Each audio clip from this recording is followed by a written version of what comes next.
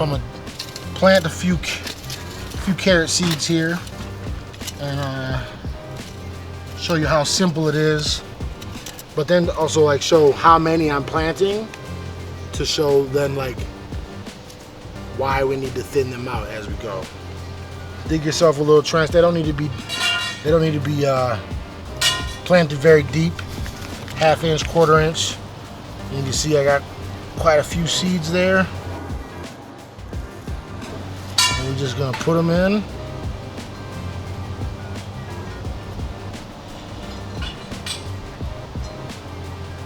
And like, it's crazy to think that each one of these little seeds can be carrot. So then when you look at it that way, you're like, holy smokes, you're planting a lot of carrots. But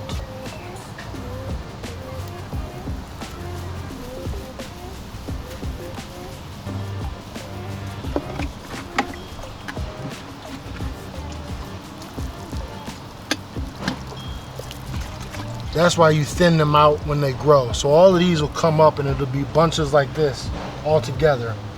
And that's why I'll have to come in and physically pull out each, you pull out a few to give the healthy ones space to grow.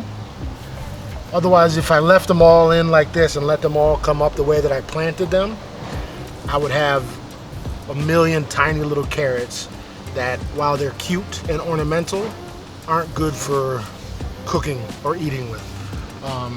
So that's why you start with a lot of seeds and then thin out as they grow. And here will be, like, look, get up underneath there and you still see there's a lot of carrots still coming up, which is great, but it means that I have to stay on top of getting out here to thin them out to make sure that I can produce nice, big, healthy carrots. And there's a few other plants that need to be thinned out, like the carrots, radishes, some melon varietals, and a few squash. Allows the plant to give itself enough room to grow to its healthiest and largest as possible. It's the Basement Farmer. Thanks.